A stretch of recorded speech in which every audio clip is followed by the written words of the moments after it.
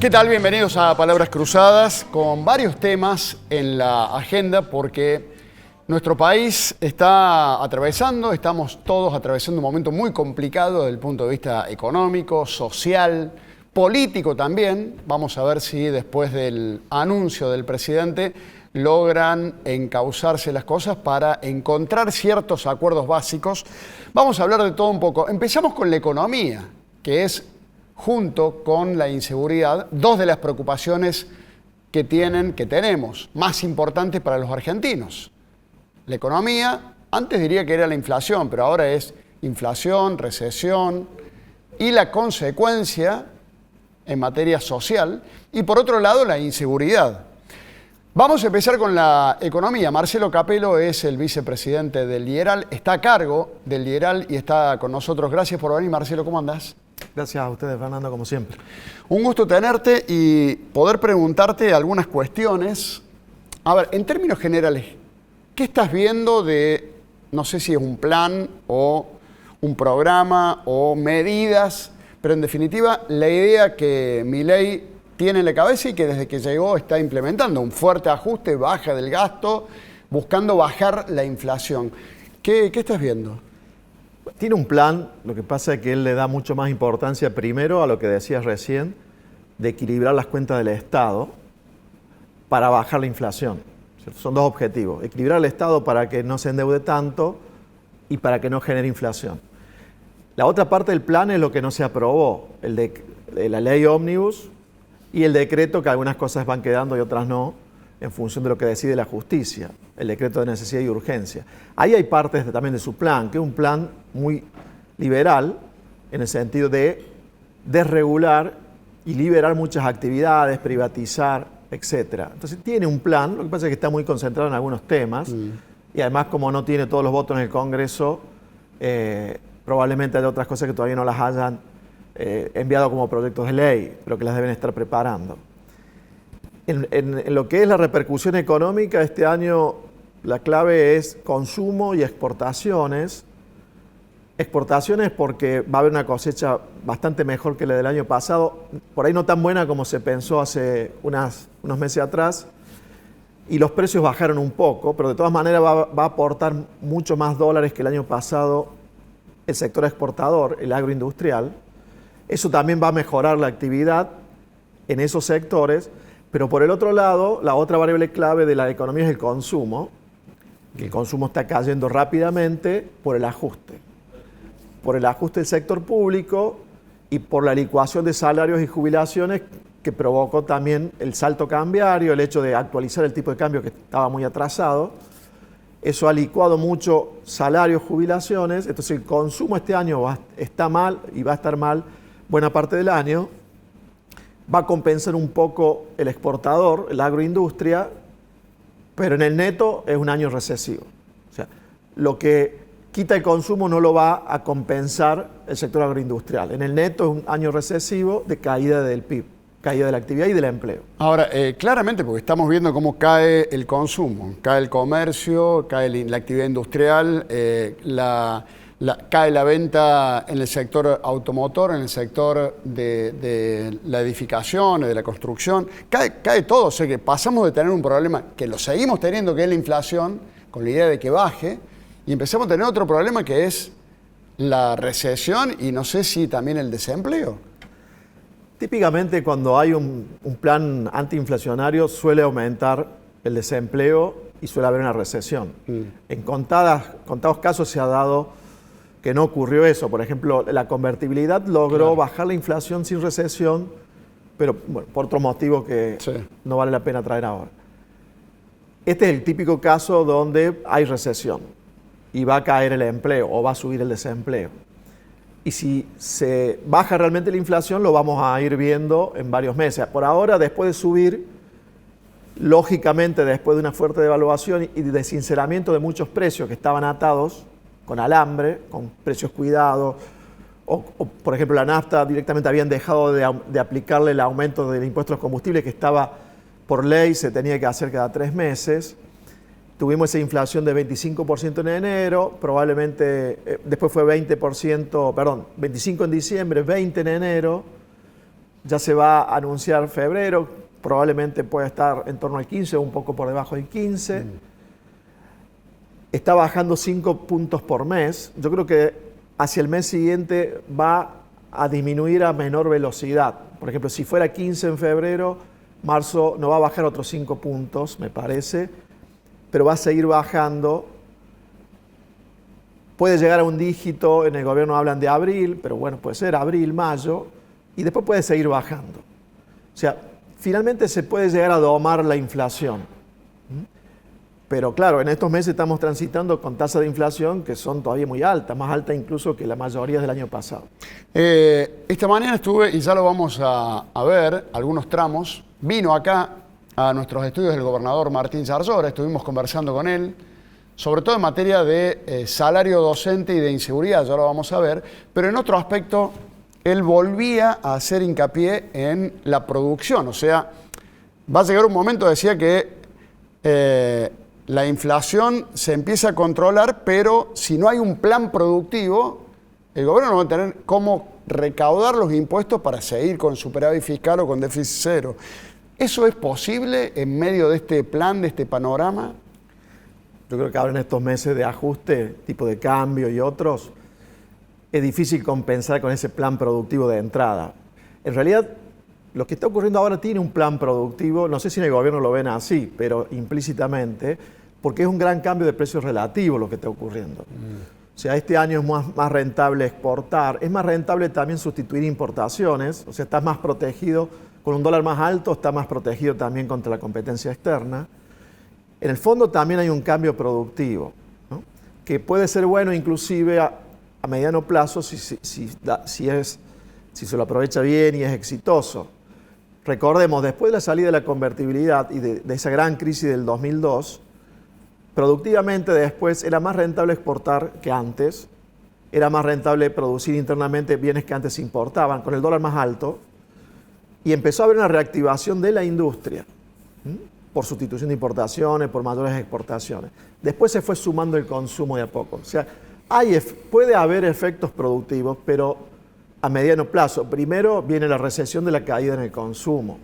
Yo creo que es difícil ahora en estos 6 meses querer compensar con medidas para la producción.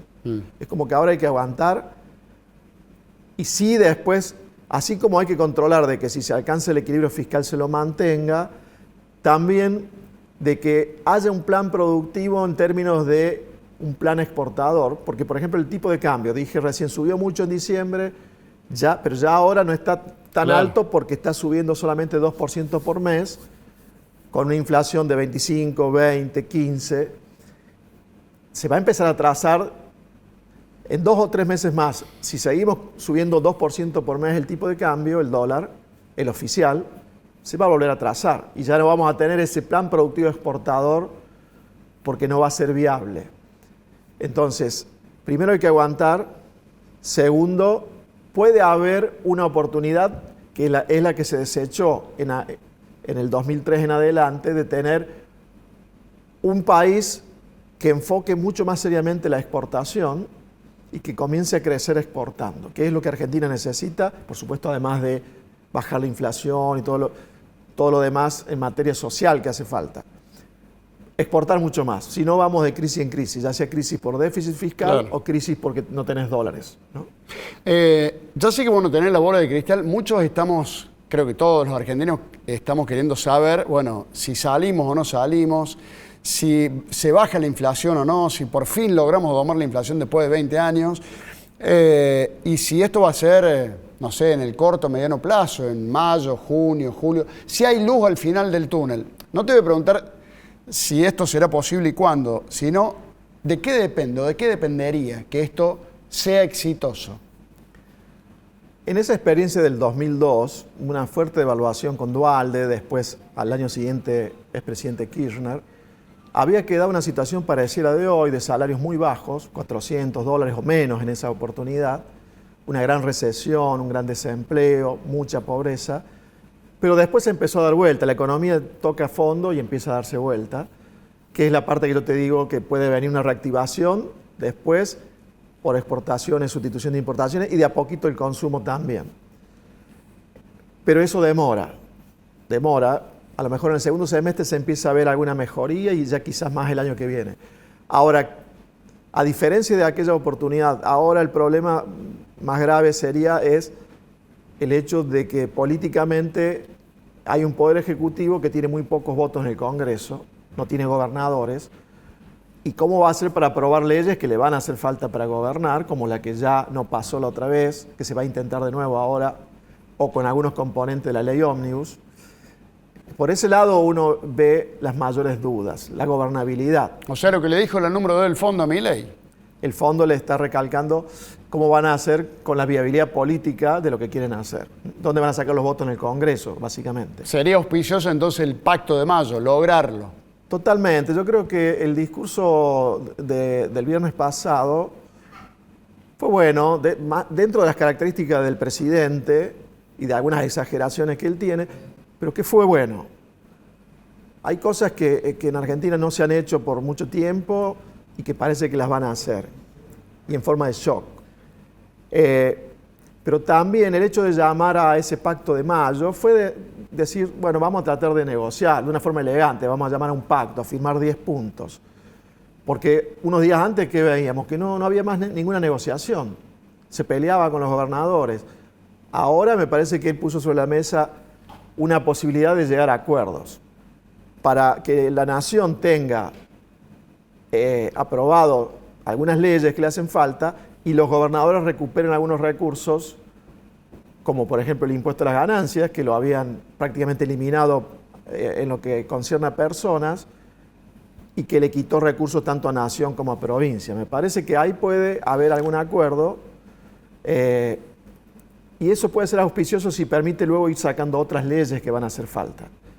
Sin gobernabilidad, sin posibilidad de sacar leyes, uno dice, ¿cómo vas a hacer para aplicar un plan económico o plan de cualquier tipo, ¿no? Marcelo, ahora hay alguna posibilidad de que eso ocurra. La última, entonces descartada la posibilidad de que se produzca, como dicen muchos, un efecto B corta, que haya un rebote y que mejore rápidamente la economía, eso no. Creo que puede empezar a, después de tocar fondo el consumo, empezar a mejorar ya con el efecto de la cosecha y cuando ya no se licúen más salarios, porque después con las paritarias incluso algunos sectores van a mejorar un poco el poder adquisitivo contra los 2 o 3 meses anteriores, pero no contra noviembre, eso va a demorar más.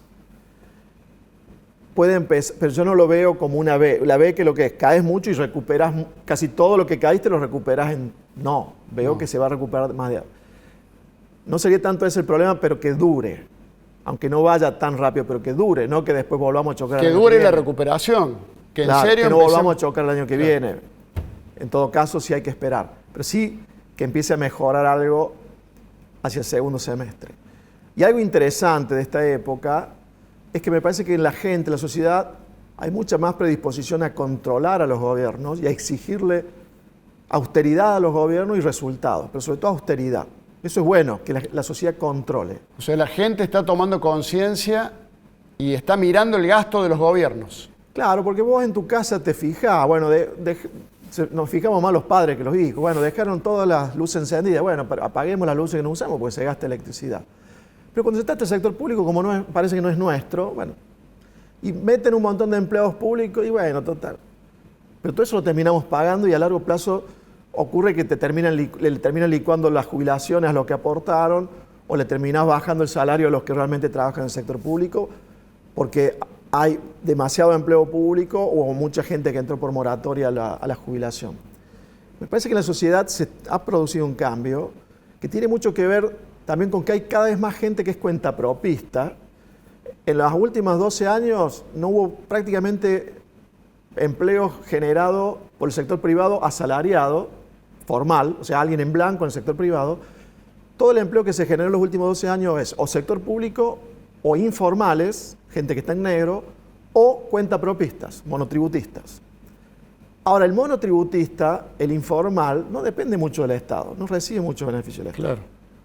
Y en la pandemia la pasó muy mal, porque mientras el empleado público o buena parte de los privados que están en blanco se quedaban en su casa y cobraban, el cuentapropista, el monotributista, el informal... Tenía que remar. No tenía con qué vivir, recibía alguna ayuda.